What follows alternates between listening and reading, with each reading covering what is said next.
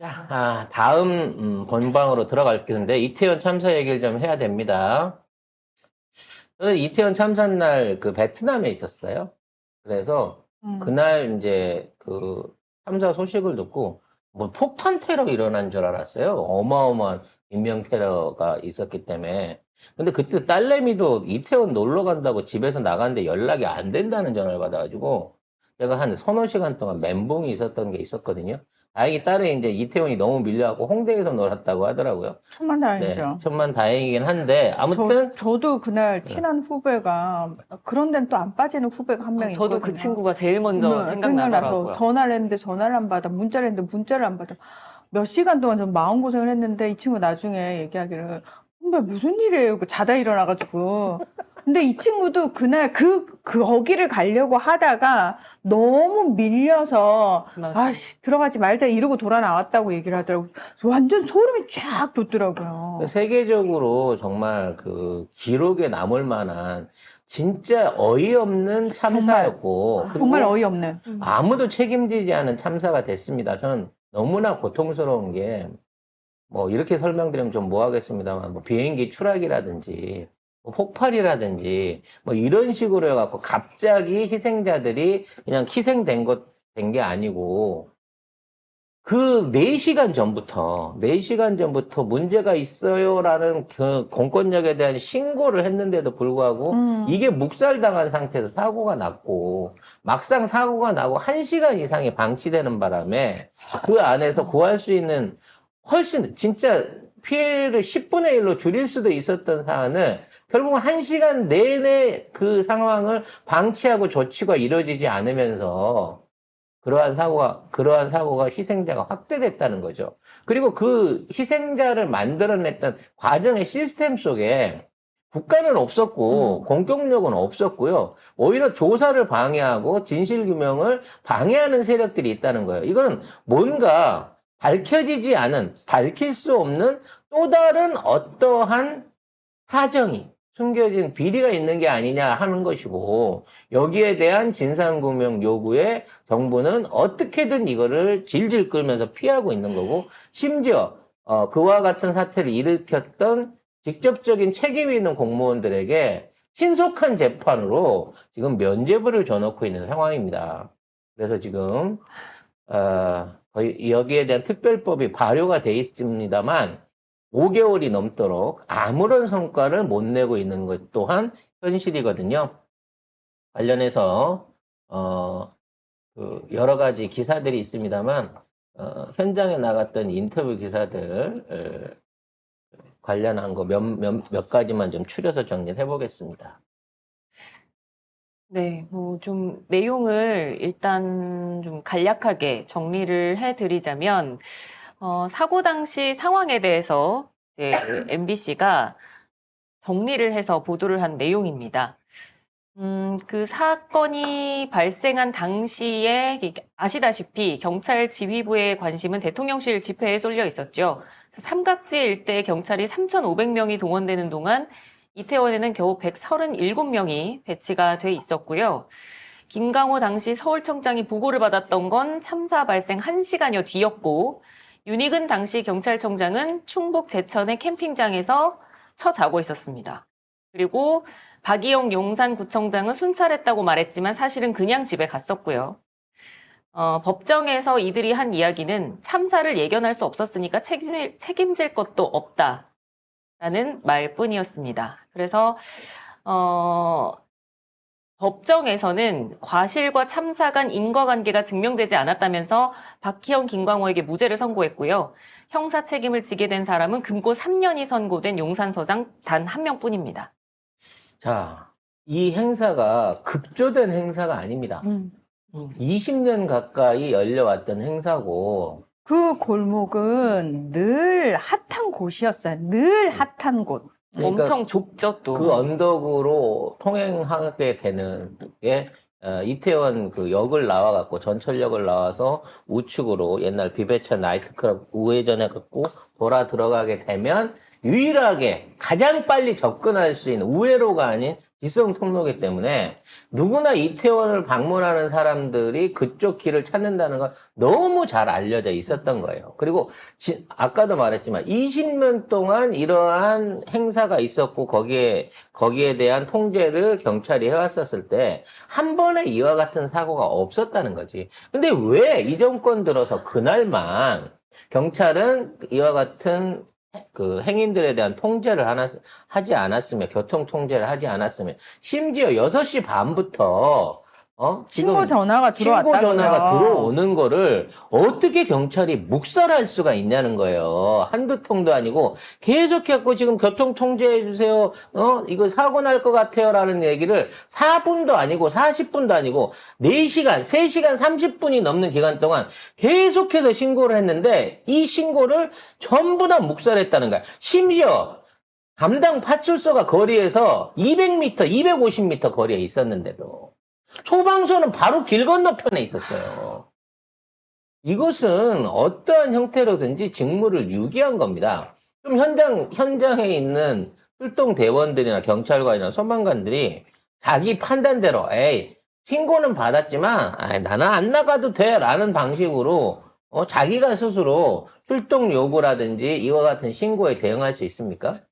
이거는 책임권자의 어떤 압력이 없이는 있을 수 없는 거예요. 왜냐하면 경찰은 매뉴얼상 신고가 들어오면 무조건 출동입니다. 심지어 현장에 가갖고 현장 상황을 파악하고 거기에서 신고자를 만나가지고 거기에 대한 민원 여부 해결을 확인해서 보고해야 돼요. 그게 매뉴얼이에요. 그래서 일선 경찰들이 되게 힘들어하는 게 뭐냐면 사실 별거 아닌 거예요. 사적인 걸로 엄청 경찰 오라가라 많이 하잖아요. 그럼에도 불구하고 경찰은 출동하는 게 매뉴얼이기 때문에 무조건 갑니다. 그래서 제발 그 경찰력, 공권력이 그렇게 낭비되지 않도록 시민의식이 성숙해져야 된다라는 얘기도 우리 스스로 할 정도인데 이날은 달랐어요. 이날은 사실 지금 사람들이 너무 많이 밀렸어요. 왜 경찰이 아무도 안 보여요? 아무도 왜 이걸 안 하죠? 라는 얘기를 끊임없이 신고 전화가 들어오는데도 출동조차 안 했다는 게 상식적으로 납득이 안 된다는 거죠. 지금 있는 여러 가지 뭐 김건희 비리라든지 또 그에 관련된 관련자 증언이 여기저기서 터져 나오는 것에 반해서 그 당시에는 이와 같은 신고 전화의 내력이라든지 있었던 주변 사람들의 증언, 언론의 조사, 탐사 어떤 것도 허용되지가 않았어요. 그만큼 엄청난 압력이 가해졌었고 그 압력을 통해 가지고 마치 억지로 아무 문제 아닌 것, 단순 사고인 것처럼 이 정권이 이거를 밀고 나갔다는 거죠. 그게 핵심인 게요. 그날 여러분도 기억하시겠지만 저는 더 충격을 받았던 게 뭐냐면 마치 우리가 2014년 4월 16일 날 온 국민이 TV 생중계로 배가 가라앉는 걸 300명이 넘는 사람이 수장되는 걸 우리가 봤잖아요. 말도 안 되는 상황이 벌어졌잖아요.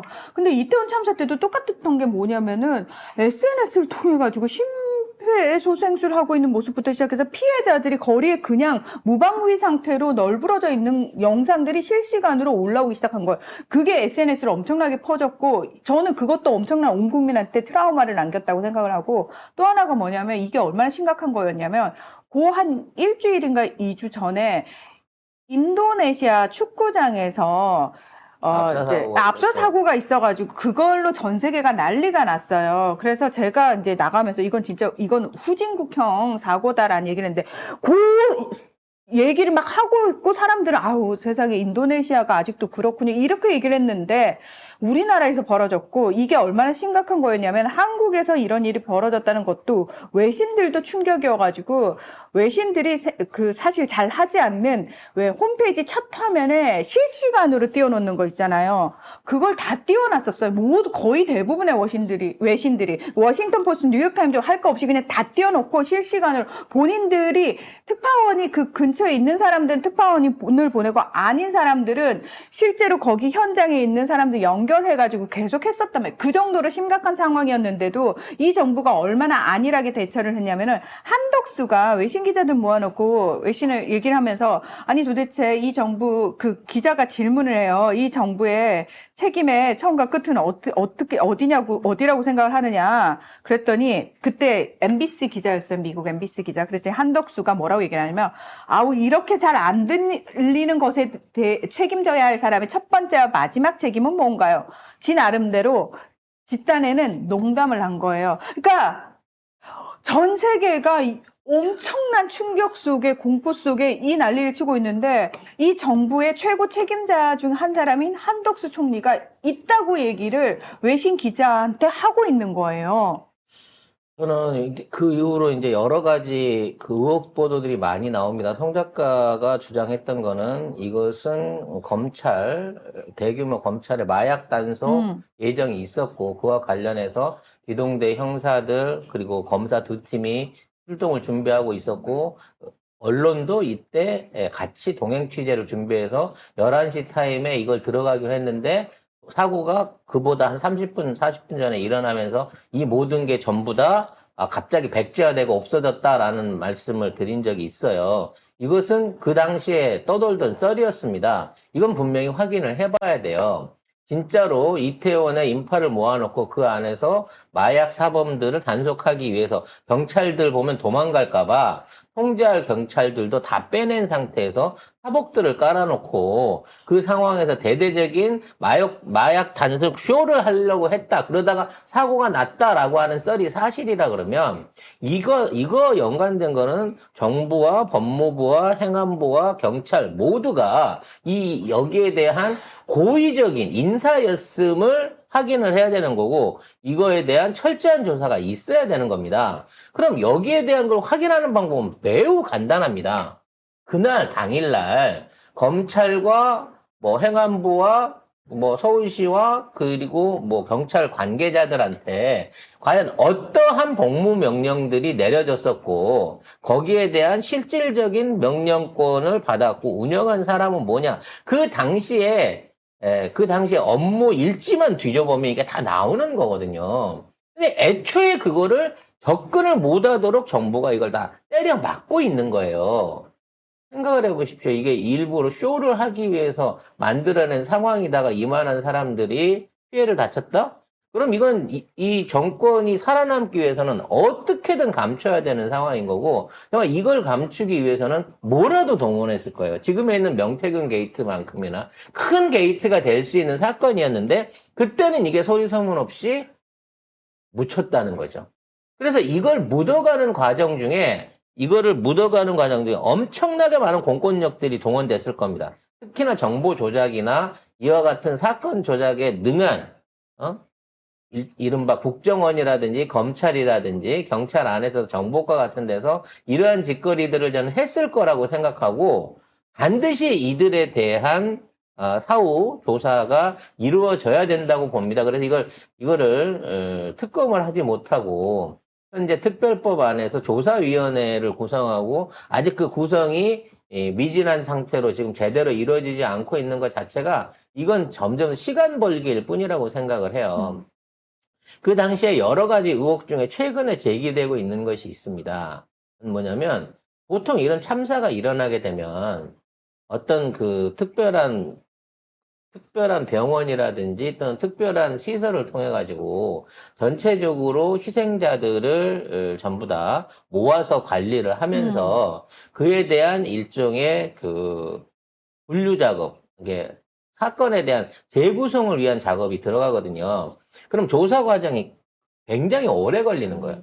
쉽게 말해서 이 사람은 어디서 어떤 시간에 접근했고 어떻게 했고 어디서 희생이 됐으며 희생당한 그 압사당한 위치는 어떤 거고 상태는 어떤 건가 이런 것들을 면밀히 조사해가지고 이게 다 나와야 되는 겁니다. 결과적으로는.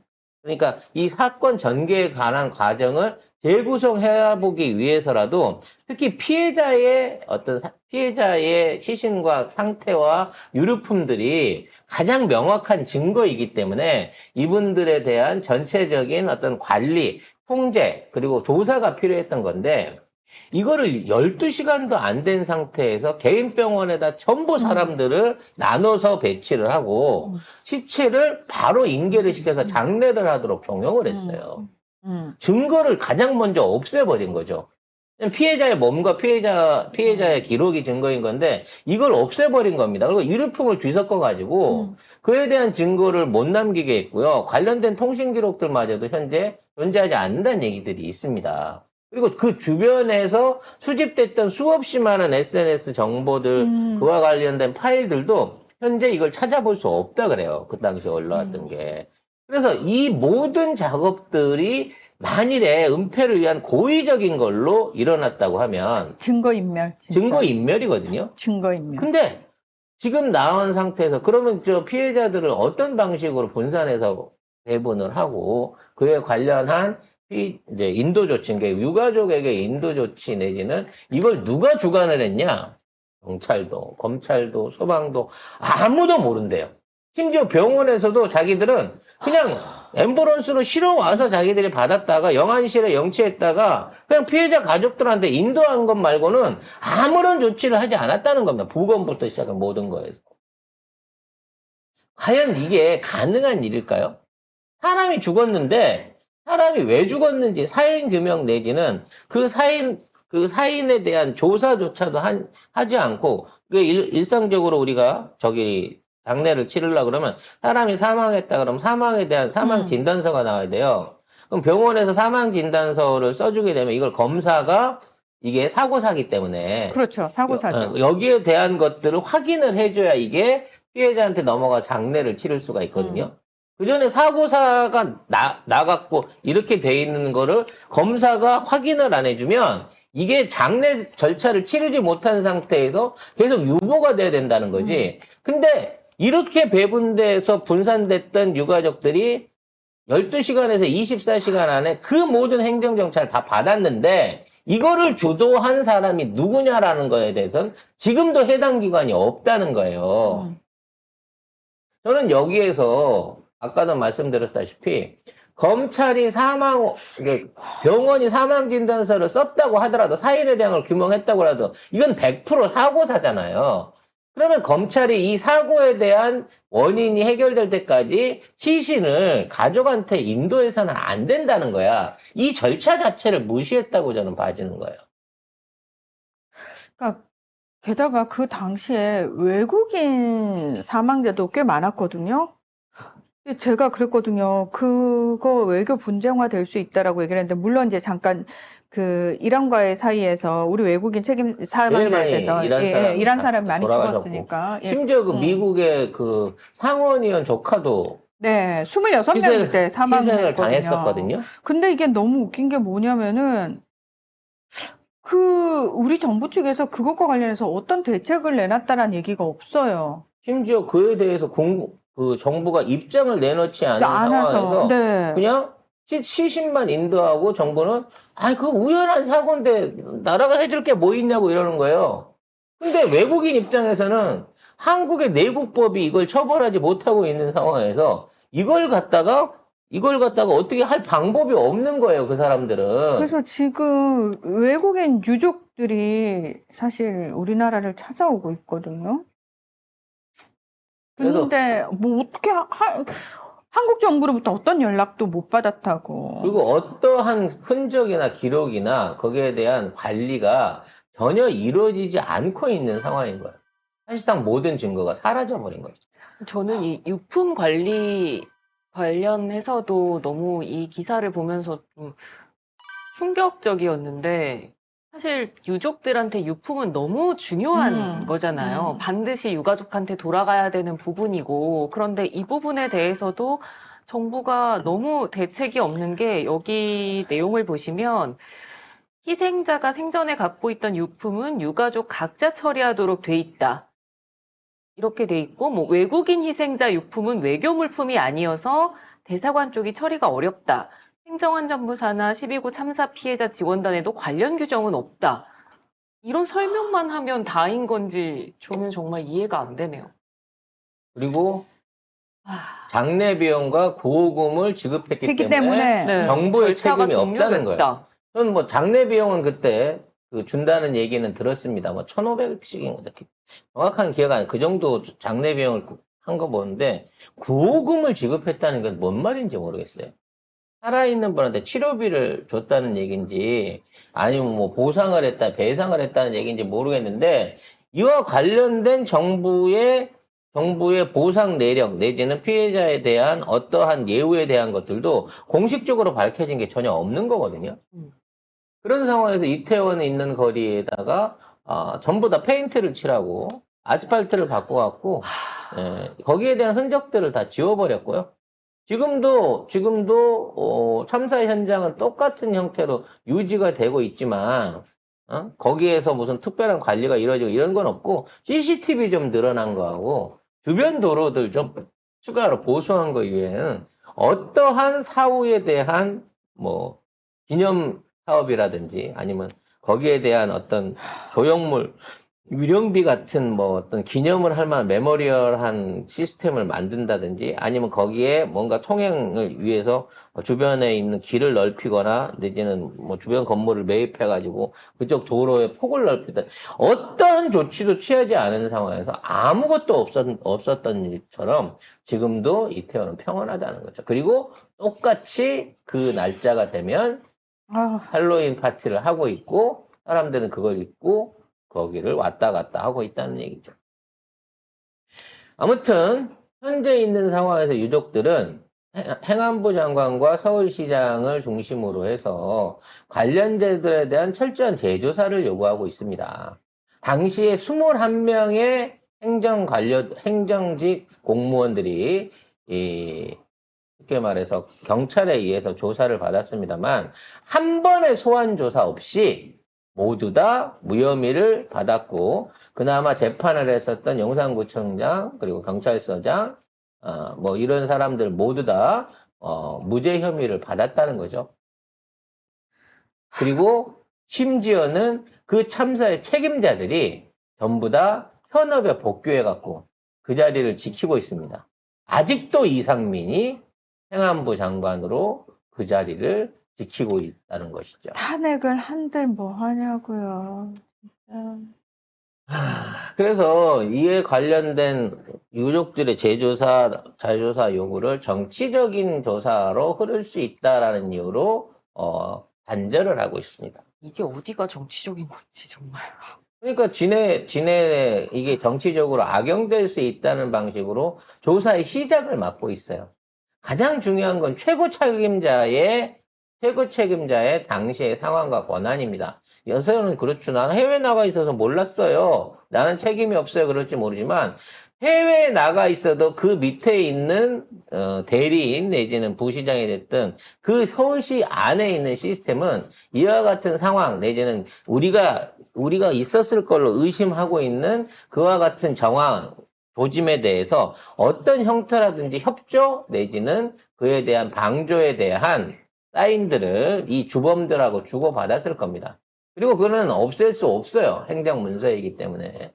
그래서 이것들을 다시 찾아내야 됩니다. 그래서 위에서부터 훑어내려와야 밑에 내려가도 거기에 있는 사람들이 자백을 할 수 있는 거예요.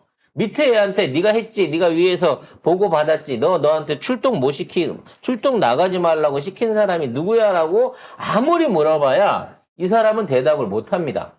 자기 가족이 아니야. 거기에 책임져야 될 부분이 있기 때문에 함부로 진실을 얘기하기가 힘들다는 거죠. 하지만 위에서부터 그 명령 체계를 역으로 훑어 내려가다 보면 어떤 놈들이 작정을 하고 이걸 했을까? 라는 구체적인 어떤 시나리오를 역으로 계산해낼 수 있어야 합니다. 어쩌면 이 정권이 살아있는 한은 못할 수도 있는 일인지 모르겠습니다만 정권이 바뀌고 나서 또는 지금에 있는 어떤 윤석열을 비롯한 집권을 하고 있는 윤건희 세력들의 힘이 약해지게 되면 이것은 반드시 튀어나올 고리입니다. 2년밖에 안 지났어요. 아직도 그때의 피해자들과 그 주변에 있는 많은 증인들과 이걸 지켜봤던 사람들과 그리고 그 당시에 근무했던 직원들이 살아남아 있고 그들에 대한 증언이 결국은 이 모든 상황을 역으로 뒤집을 수 있는 가장 중요한 증거가 되는 겁니다. 결국은 윤건희를 물러나게 해야만, 한동훈과 이상민의 힘을 빼야만, 오세훈을 무기력하게 만들어야만 그 밑에서 이 진실을 알고 있는 사람들이 입을 열기 시작할 거다라는 생각이 듭니다. 그때까지 조금만 더 유족들과 분노하신 분들이 마음을 다잡고 절대 포기하지 않는다는 마음으로 진실 규명의 의지를 키워주셨으면 좋겠고요. 저희도 최선을 다해서 그러한 사안에 대해서 혹시라도 지금이라도 그때도 부탁드렸습니다만 그러한 사안에 대한 결정적인 증거를 갖고 계신 분들은 믿을 수 있는 언론 매체를 통해 가지고 반드시 그 증거들을 제시하시고 그 정의를 바로 잡을 수 있는데 힘을 보태주시기를 부탁드리겠습니다.